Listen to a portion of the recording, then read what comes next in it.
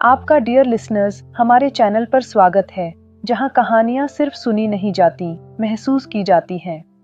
आज हम बात करेंगे मूवी कमुई द लोन निंजा की, जिसकी कहानी शुरू होती है एक गरीब गांव से, जहां कमुई नाम का एक बच्चा रहता था। गरीबी में पले इस बच्चे को गांव वाले हमेशा नीची नजर से देखते थे। हर दिन अपमान और दर्द सहते हुए कमुई का बचपन बीता, लेकिन उसके भीतर कुछ अलग था, एक ऐसी चिंगारी जो उसे बाकी लोगों से अलग बनाती थी। बड़े होने पर कमुई ने एक फैसला लिया, वो इस गांव को छोड़कर निंजा वॉरियर बनेगा।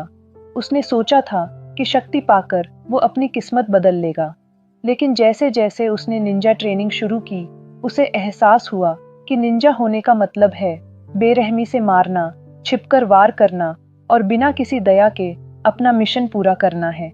ये कमुई के नाजुक दिल को एक्सेप्ट नहीं था। उसने एक और बड़ा फैसला लिया, वो निंजा क्लैन छोड़ देगा।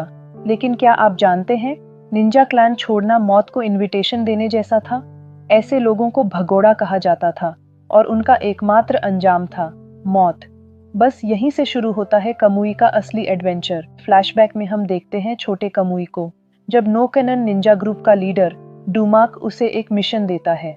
उसे मिकान नाम की एक निंजा को मारना है, जो क्लैन छोड़कर भागना चाहती थी। लेकिन फाइट के दौरान मिकान यंग कमुई को नहीं मारना चाहती थी।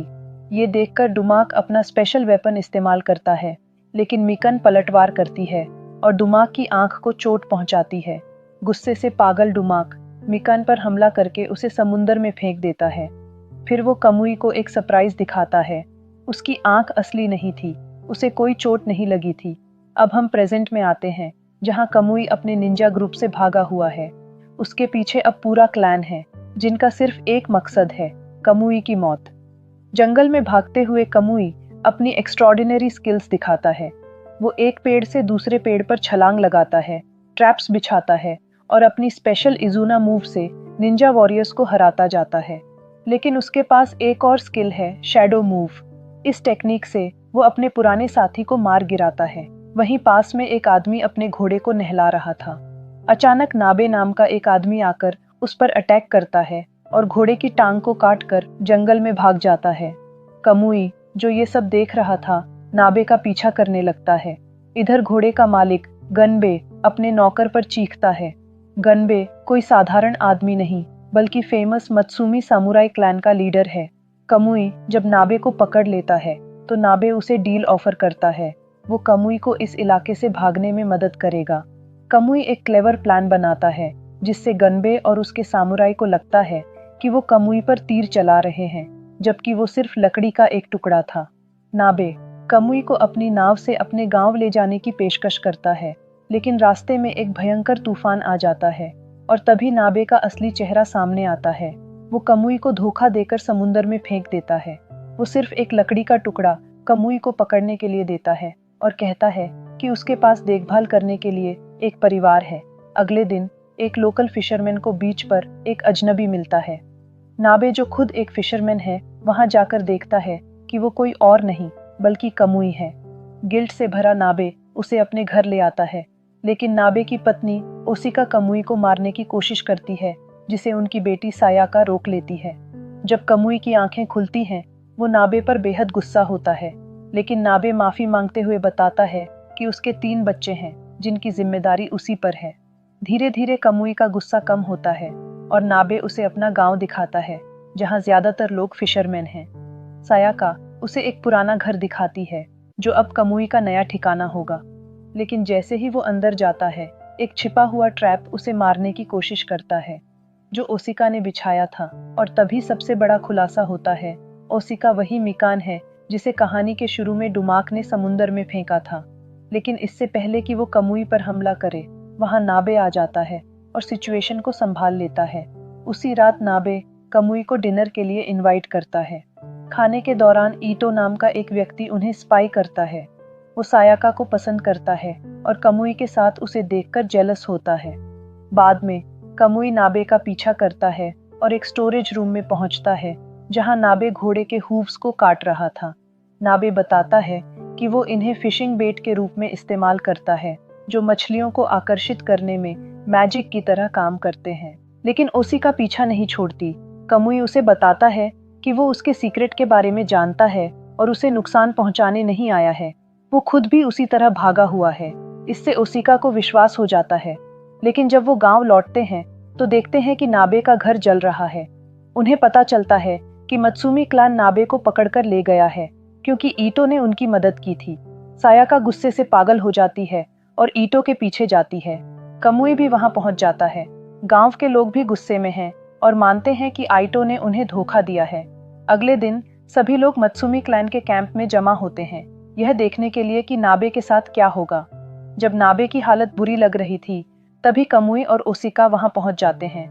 वो न सिर्फ नाबे को बचाने में कामयाब होते हैं बल्कि गनबे का लूटा हुआ माल भी हासिल कर लेते हैं, जिसे वो गांव के लोगों के साथ शेयर करते हैं।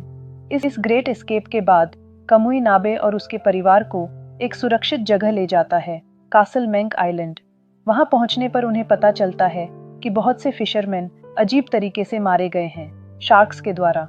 लेकिन जब एक शार्क उन पर हमला करने वाली थी तभी कोई उसे मार गिराता है। एक शार्क हंटर फूडो उन्हें साकिशिमा आइलैंड ले जाता है। वहां वो गांव के लीडर को ऑफर देता है कि वो पानी को शार्क से साफ कर देगा ताकि फिशरमैन सुरक्षित रह सकें, और ये सब वो बिल्कुल फ्री में करेंगे। जिसके बाद गांव का लीडर तुरंत मान जाता है। फूडो कमुई में पोटेंशियल देखता है और उसे भी शार्क हंटिंग मिशन पर अपने साथ ले जाने का फैसला करता है। वो कई शार्क्स को आसानी से मार गिराते हैं और कमुई फूडो की एबिलिटीज से प्रभावित होता है। उसी शाम पूरे गांव में सेलिब्रेशन होता है। सायाका कमुई को बीच पर ले जाती है और उसे एक सीशेल देती है जो सनराइज की तरह दिखता है। वो कहती है कि कमुई इसे अपने पास रखे ताकि उसका दिल हमेशा उसके करीब रहे। अगले सीन में कमुई फूडो से बात करने जहाज पर जाता है। अचानक कुछ निंजास उस पर हमला करके उसे समुद्र में फेंक देते हैं। दरअसल ये निंजास फूडो के ही हैं, जिन्होंने कमुई की एबिलिटीज को टेस्ट करने के लिए ये सब किया था। पानी के नीचे एक केज में फंसा कमुई हार नहीं मानता। वो रेत खोदकर ऊपर आने में कामयाब हो जाता है। फूडो उसकी एक्स्ट्रॉर्डिनरी स्किल्स देखकर उसे अपने निंजा ग्रुप में शामिल होने का न्योता देता है। तभी वो ये भी रिवील करता है कि वो और उसके साथी नो कैनॉन निंजास हैं जो आज़ादी चाहते हैं, जिसके बाद कमुई उनके साथ मिल जाता है। उसी रात सायाका एक भयानक सपना देखती है। कमुई को गांव वाले बुरी तरह मार रहे हैं, जिससे उसकी मौत हो जाती है। वो डर जाती है और उसे रियलाइज होता है कि कमुई के साथ कभी भी कुछ हो सकता है। अगले दिन जब कमुई फिर से हंटिंग मिशन पर जाने वाला था, सायाका उससे मिलकर खाना खाने का कहती है। इस दौरान वो अपनी फीलिंग्स एक्सप्रेस करती है। जब कमुई और शार्क हंटर्स कुछ दूर जाते हैं तो उन्हें आसमान में एक वाइट लाइट दिखाई देती है। नो कैनन निंजा क्लैन वहां पहुंच चुका था। कमुई को कुछ गड़बड़ महसूस होती है, इसलिए वो वापस गांव की ओर भागता है।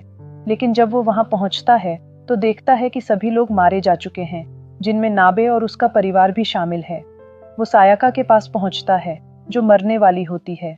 अपनी आखिरी सांसें लेते हुए वो बताती है कि फूडो एक ट्रेटर था जिसने गांव के पीने के पानी में पॉइजन मिला दिया था। ये सुनकर कमुई गुस्सा होता है। वो गांव में छिपे एक अंडरकवर निंजा को मार डालता है। तभी समुद्र किनारे फूडो से उसका सामना होता है और उसके साथ गांव का एक पेंटर भी था। तभी सबसे बड़ा खुलासा होता है। वो पेंटर कोई और नहीं, डुमाक था और फूडो उसका स्टूडेंट था। तभी बहुत से निंजास कमुई पर हमला कर देते हैं। फूडो उस पर फायर क्रैकर्स फेंकता है, लेकिन कमुई एक्सप्लोजन से बचते हुए निंजास से लड़ता रहता है। इधर फूडो डुमाक को सुरक्षित जगह ले जाता है। गांव में सभी निंजास को खत्म करने के बाद कमुई फूडो और डुमाक का पीछा करता है। उसका सामना फूडो से होता है। कमुई अपनी शैडो मूव यूज करता है, लेकिन फूडो भी इस चाल को जानता है। दोनों के बीच एक खतरनाक फाइट होती है। आखिरकार कमुई फूडो को हरा देता है और उसके दोनों हाथ काटकर उसे मरने के लिए वहीं छोड़ देता है। डुमाक इस मौके का फायदा उठाता है। वो एक ब्यूटीफुल पेंटिंग गनबे को बेचता है और उसकी प्रोटेक्शन हासिल कर लेता है। दूसरी तरफ कमुई नाबे के परिवार को दफनाने के बाद उन्हें अलविदा कहकर वहां से एक नए सफर की ओर निकल जाता है और ये मूवी यहीं एंड हो जाती है। कभी कभी जिंदगी हमें ऐसे मोड़ पर लाकर खड़ा कर देती है जहां पीछे जाने का कोई रास्ता नहीं होता और आगे बढ़ने के लिए किसी का हाथ नहीं। ऐसे में हम या तो टूट जाते हैं या फिर खुद को चुन लेते हैं।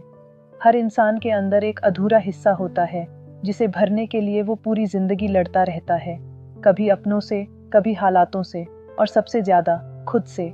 इसलिए अगर आज आप अकेले चल रहे हैं तो डरिए मत, क्योंकि ये अकेलापन आपकी हार नहीं, आपके नए सफर की शुरुआत है। याद रखिए, दर्द से भागना आसान है, लेकिन दर्द को समझकर उसके पार जाना, यही असली जंग है। और जो ये जंग जीत लेता है वो फिर कभी नहीं हारता।